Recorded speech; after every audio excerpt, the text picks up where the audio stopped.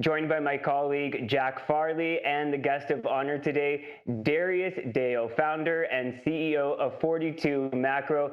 The big story we're going to be talking about with Darius is Binance, the biggest cryptocurrency exchange in the world, has been banned by regulators here in the UK. Jack, what else are you following?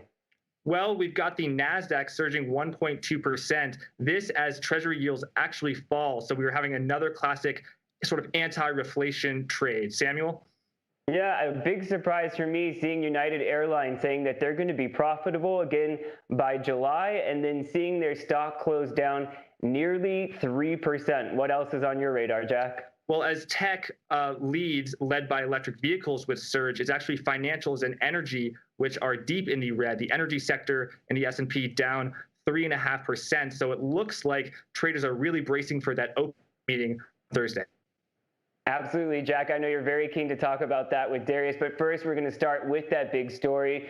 Binance, the world's largest cryptocurrency exchange, really hearing from regulators in the UK today that they can no longer operate, in part because they say that this crypto exchange really can't keep up with the anti-money laundering laws that we have here in the UK. Darius, I'm curious to know how this fits in with your bigger macro picture of Bitcoin, which I know you've adjusted just recently. Welcome to the show. Hey, thanks for having me. It's a blessing to be here. How you guys doing? Very good, and very happy to get your view on Bitcoin.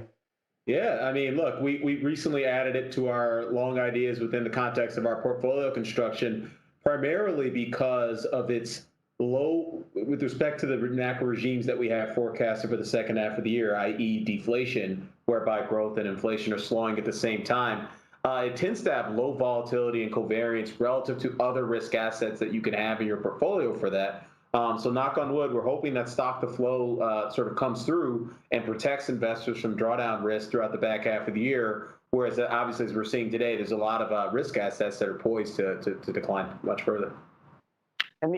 Go ahead, Jack. Yeah, Darius, I've got a question. As a macro asset, how does Bitcoin trade? Is it an inflation hedge? Is it a central bank balance sheet hedge? Does it trade in correlation with traditional stock markets, with the bond market? What do you want to see as a fertile ground for a Bitcoin investment, and why are you seeing it now?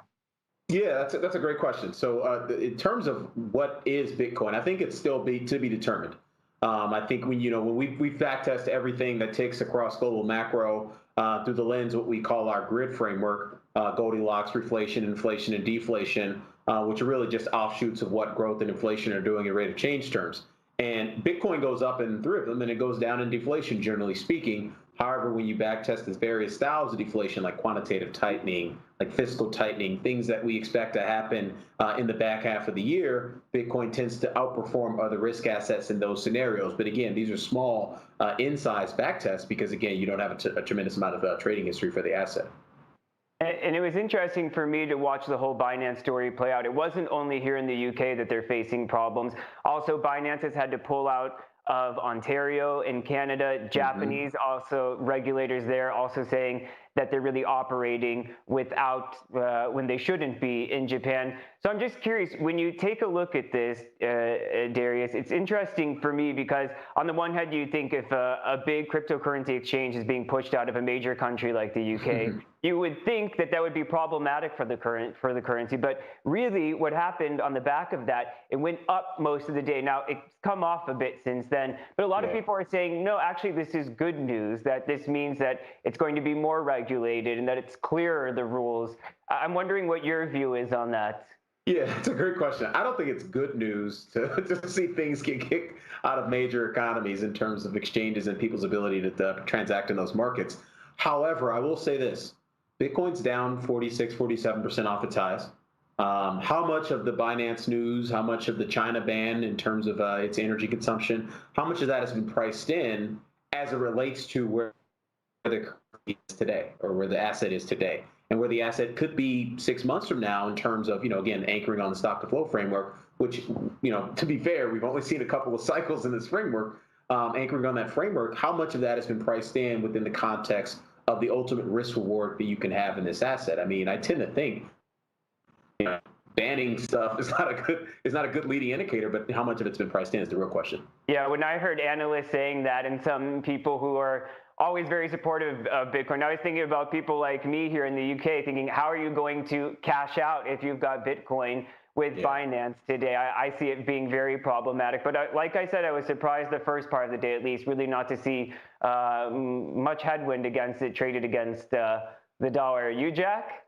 Yeah, well, Bitcoin, as you say, it's up something like 4%. And MicroStrategy, of course, the first U.S. company that put Bitcoin on its balance sheet, is up an eye-popping 13%. So we're definitely seeing a lot of upside volatility for Bitcoin. Regarding the point of some people say it's actually good, Samuel, I feel like there's a crowd of people who cluster on Twitter especially who are very bullish on Bitcoin. And no matter the news, they'll always say there's a reason why it's good for Bitcoin. So for example, when Elon Musk announced that he said he had worries about Bitcoin and its green energy, there were people who said that was good for Bitcoin. But moving on, Darius, I want to ask you, zooming out from Bitcoin, focusing on the world of assets, how are you viewing the current regime that we're in? The past year has been a reflationary dream for whatever asset you hold, whether it's oil or technology. Really, the trick has just been to hold assets and hold risky assets. How are you seeing the future play out in terms of what regime we're going to be in for growth, inflation, and how that impacts asset allocation? Yeah, absolutely. That's a great question, Jack. And so we've been in this, I'll start from the bottom up macroeconomic perspective, because I believe that the market regime is always trying to price in what's happening in rate of change terms in the economy. The economy has been in what we call reflation really since going back to the early spring of last year. That's where growth and inflation are accelerating on a trending basis. Now, by the time we get into August, it's very likely that we'll start to see economic data, leading indicators, high frequency economic data, all put in cycle peaks in the second and start to trend lower throughout the second half of the year. And so that process of peaking and rolling over from a rate of change perspective is what we call deflation. So that's when growth and inflation are decelerating simultaneously, not outright deflation like we saw in the 90s and 2000s in Japan. So just want to clarify that. And so that process of that economic transition does carry with it a significant amount of asset allocation implications. I mean, for one, you're going to go from being short bonds to being long them. For one, you're going to be, you're going to go from being further out on the risk spectrum to much closer, keeping it closer to the vest in terms of the betas that you'll have in your portfolio, the covariance that you want to have in your portfolio. In terms, it basically just downshift the beta in your and take down the credit risk in your overall asset allocation. But I'm not necessarily sure that that's something we need to do today. When you're talking about those type of headwinds, I mean, deflationary winds is essentially what you're saying. I mean, how do you stack that up, or what sectors do you see that playing out in? I know that we've kind of talked about copper and lumber. I mean, are those the types of things when you're talking about, or do you see it across the board? I mean, I look at the labor market and I see so many signs that it may not be transitory, just because I see so many people who are able to leverage what they have in the workplace, in the workplace of jobs. So I'm curious about the specifics of these deflationary winds, because it goes so against the conventional wisdom of the time right now. Yeah, totally. And actually, when you think about using macro to guide your asset allocation, guide your portfolio construction, as we do here at 42 Macro, I think the number one thing you have to think about as an equity investor is increasingly become less the sector and more the style factor, because I think what we've learned in the last year is we've seen a lot of dispersion within sectors that is based on style factor trends. And so when you talk about going from a reflation sort of market regime to one that is more characterized by deflation, as we like to characterize it, you're going to go from being long high beta cyclicals to much more low beta defensives. You want to be long quality. You want to be long mega cap growth. Those types of things really outperform deflation. So when you look at what's happening today in the market, it sort of looks like we're getting a preview of what that might look like on a trending basis in the back half of the year. Darius, can you explain what a factor is for the audience? So, for example, the energy sector has obviously been a light. It's been on fire this year, but I'm looking like something like ExxonMobil. It's only been up 50%, whereas something, a lower quality stock like Marathon Oil, I think is the stock that's up the most in the entire S&P 500, something like 105%. So talked about that. When you say it's not within the sectors, it's about the factors. What are factors, and why is it about the factors? Yeah, that's a great question. So the factors are characteristics of the security or the stock that have little to do with how the company actually makes money. So think about style factors, so the size of your dividend, If your stock is a very high beta or a low beta relative to the broader market, if your stock is growth or value, those are probably the most obvious that I can sort of think of off the top of my head. But there's obviously dozens, if not hundreds, of style factors if you want to slice them and dice them and get really specific.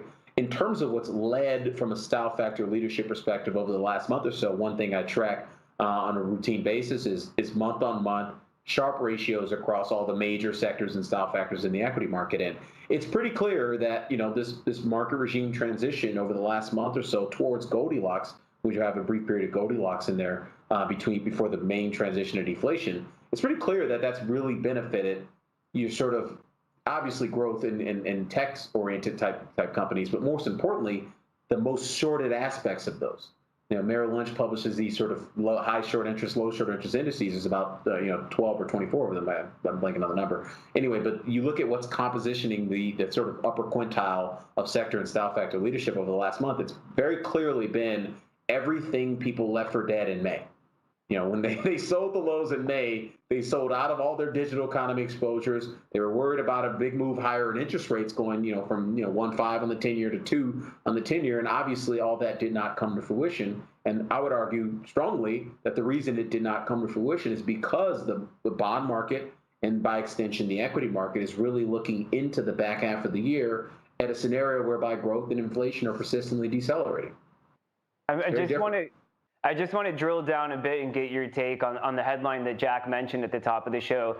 BNP Paribas saying that they have a forecast of 6% growth over the next 2 years. That's an average, obviously higher in 2021 than 2022. But I'm just curious, is that your view? Do you think that sounds about right, and how that fits into the picture that you were just describing for us? Yeah, I think it's from the perspective of an investor.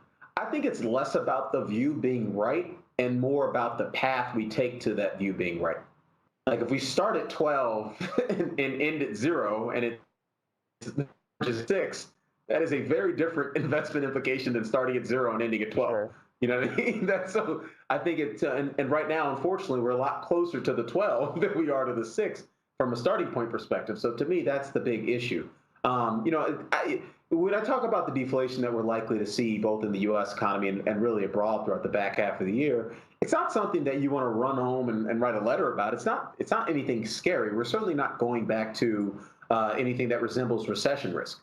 However, I think when you layer on, the fact that, okay, asset valuations, particularly risk asset valuations, are pretty ludicrous across most metrics, and you layer on the fact that you could have a delayed tightening out of the Federal Reserve, you could have disappointing economic and earnings data really throughout the back half of the year. And you could also have a pretty meaningful disappointment on the fiscal policy front, which looks like it might come to fruition in the next couple of weeks. I think you could just have a scenario where a lot of stuff that's really been driving risk assets higher over the past year it's just ending. It's just going away. And so I think you're kind of left with the scenario where people are going to want liquidity. And I think that's an issue for markets. Well, I just want to remind the audience that if you have questions for Darius at the end of the show, we're going to be taking them. So start sending them in now. But I know that Jack is chomping at the bit to talk oil with you, Darius. So yeah. Jack, take it over. Well, Darius, the commodity reflation, the commodity surge that's been at the epicenter of risk assets for this year, it really has cooled off. And first it was lumber to cool off.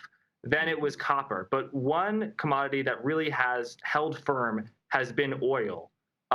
Today, oil it tumbled. WTI is now below, I believe, $73. The energy sector was down something like 3% in the U.S.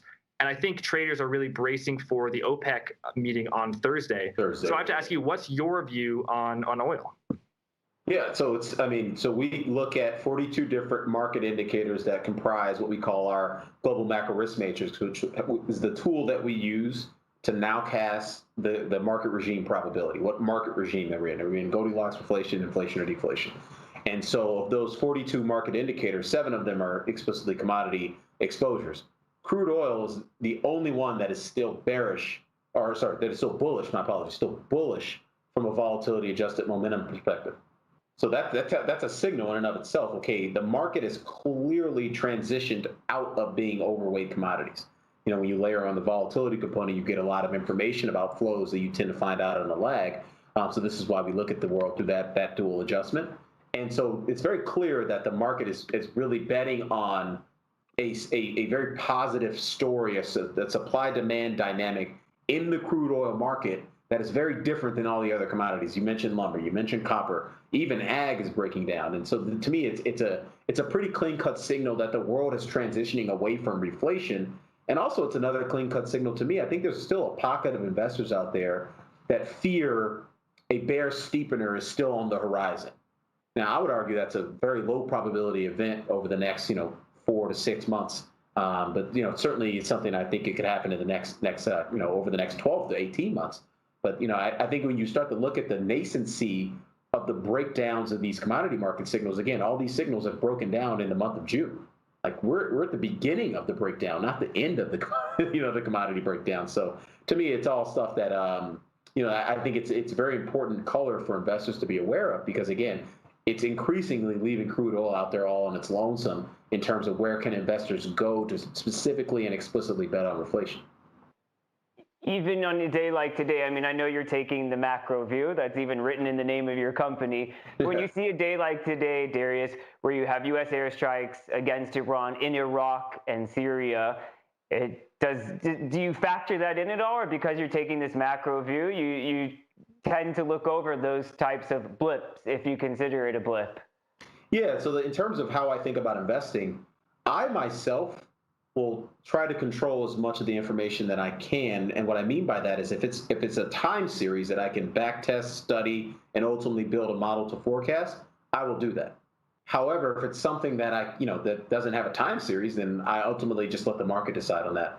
And so this is why it's so important for me to observe markets through the lens of what we call our volatility adjusted momentum signal. It's a mouthful for broadcast. We'll just say VAMS for short. And so if the VAMS is telling me that crude oil is still bullish, then everything we just discussed more than likely has a bullish outcome. Now, however, that VAMS can obviously change, and I'll have to reorient my positioning and disposition with respect to that asset class. However, I'm not going to do anything different until it tells me to. Darius, I want to ask you about copper. I actually spoke recently with a copper CEO. He runs a copper mine, and the interview airs tomorrow. It's with Johnny Kovacevic. And let's actually play a clip, and then I want to ask you a question about copper. So let's play the clip. The copper price in the past 30 days went to an all-time high and had a pretty dramatic pullback.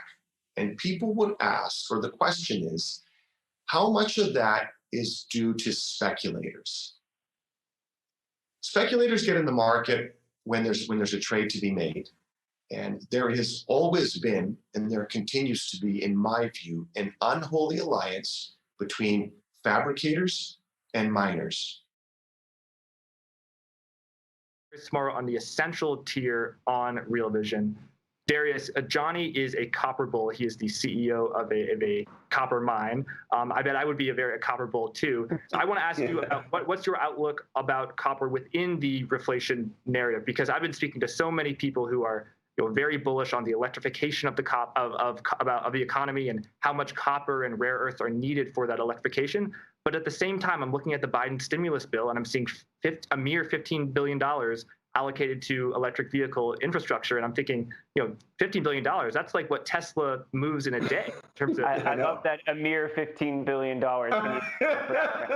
Samuel, we're talking macro. You got to think macro. Yeah. Yeah, totally. What's 15 billion amongst friends?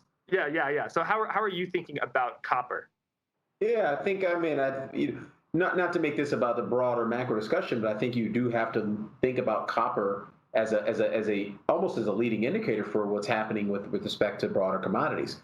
I mean, you kind of highlighted this increasingly debacle around infrastructure spending. I mean, I'm surprised the market isn't taking it as poorly as it is, but it's very quickly starting to unravel in terms of the size and scope of what we're likely to see coming out of DC. Now, I think there's still obviously a lot of bipartisan support for infrastructure, but how we pay for it, the size of it, all those things are pretty important details in terms of getting a bill across President Biden's desk. So, I think about copper, clearly the long-term fundamental story is bullish.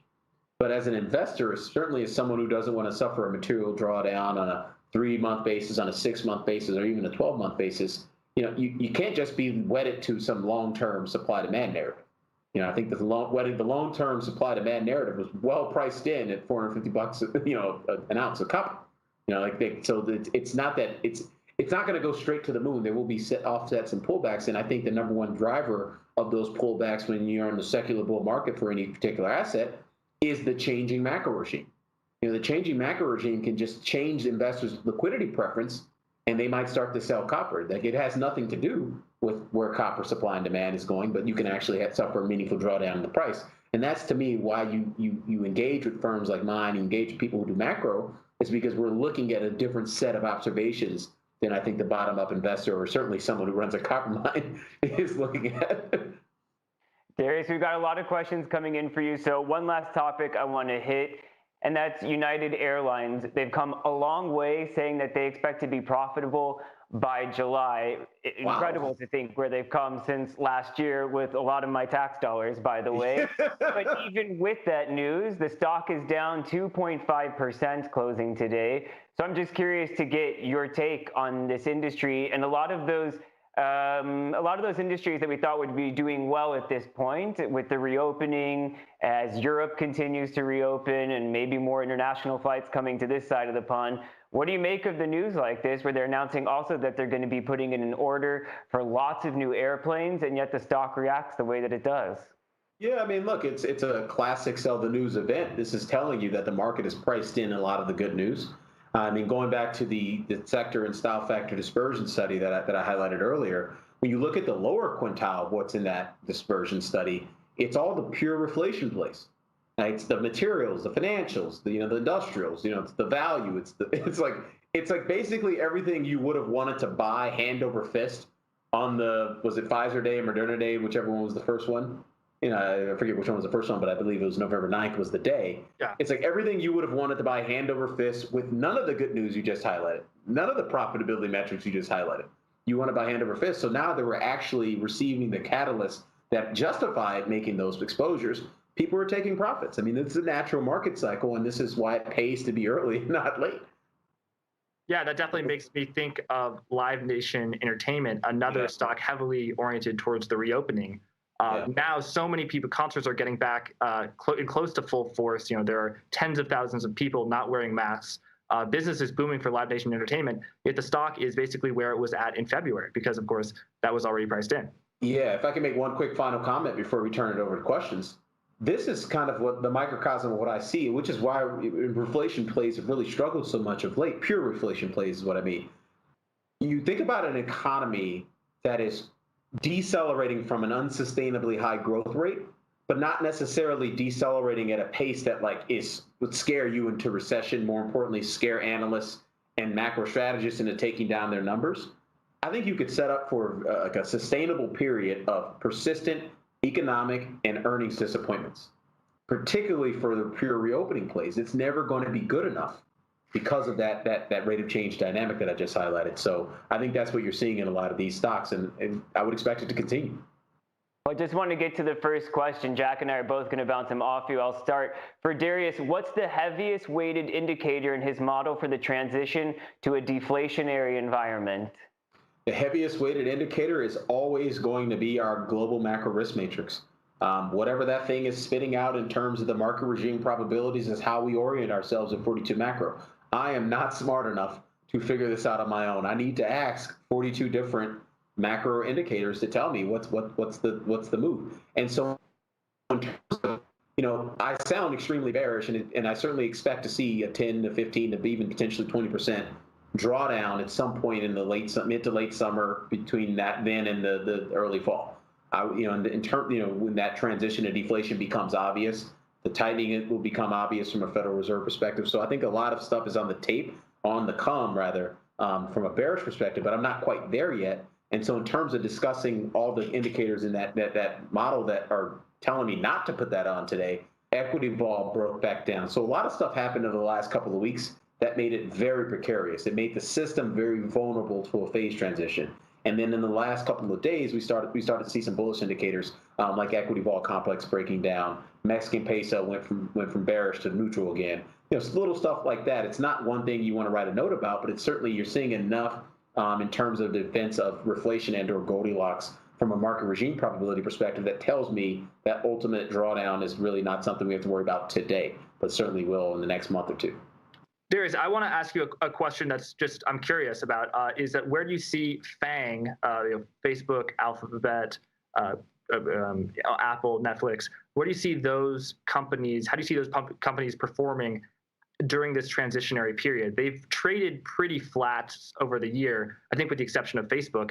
Yet today, Facebook is actually a $1 trillion company by equity market cap for the first time. Do you think that we could have a breakout in those FANGs, or no? I think we will have a breakout in those names. So if you think about let's outline the next couple of months for your viewers, and obviously I'm going to get fact check on this, and I want to be held to account on this. I certainly think you could have a brief period of Goldilocks price action.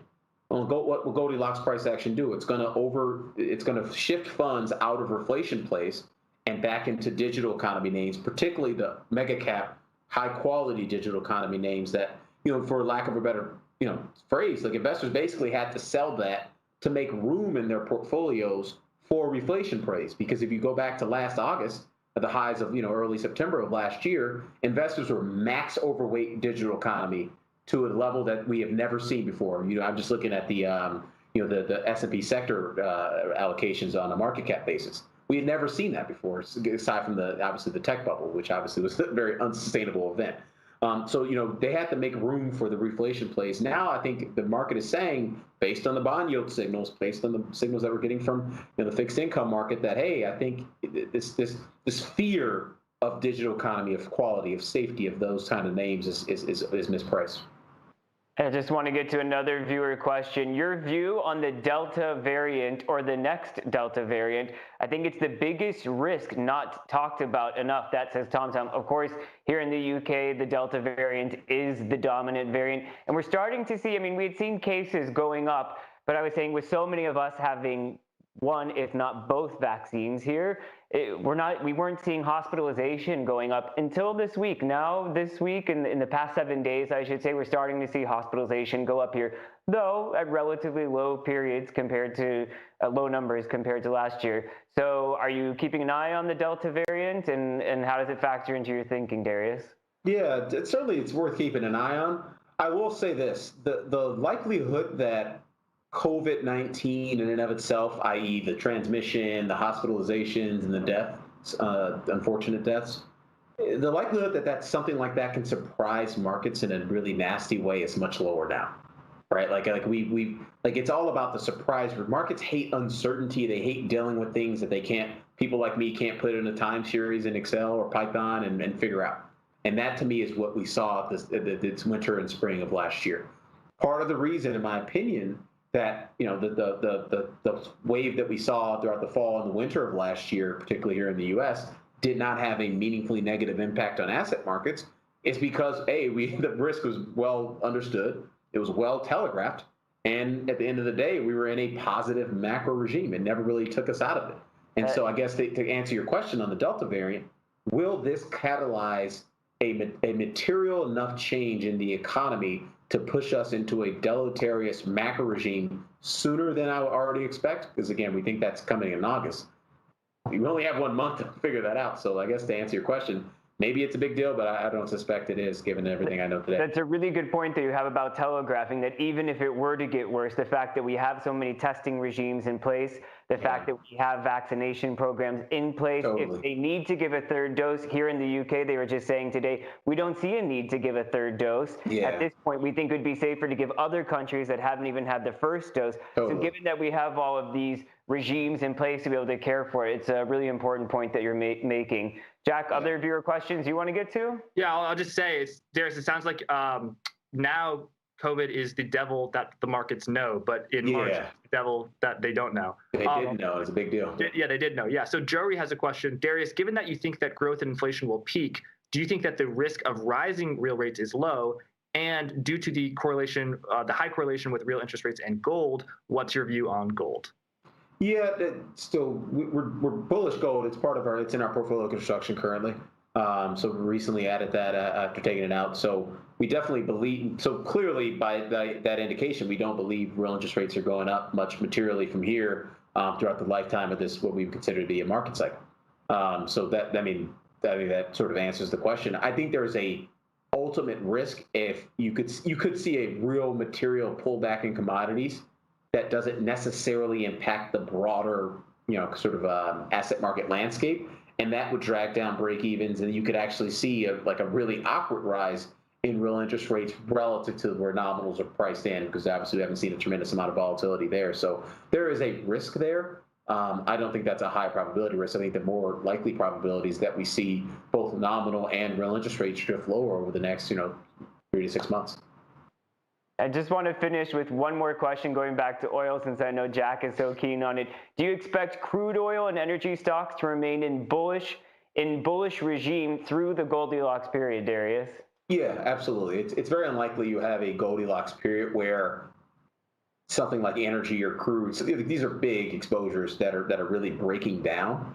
Like, they might correct, particularly in around days where you're worried about Delta variant, or certainly OPEC supply increase is a meaningful enough driver to get those things lower on a day like today. But it's very unlikely you see a broadening breakdown of risk asset exposures in Goldilocks. Goldilocks is the most positive setup for risk assets, so it's very unlikely to see that. However, I would just as soon, I don't want to talk out both sides of my mouth, but if we do see those things, I think that just amplifies the probability that Goldilocks is not going to be something that is investable.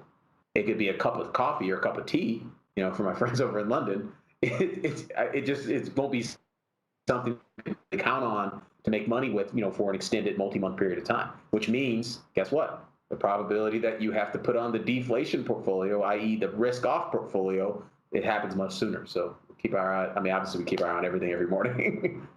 Of course. Well, we've been looking forward to talking to you, and I know the audience has too, Darius.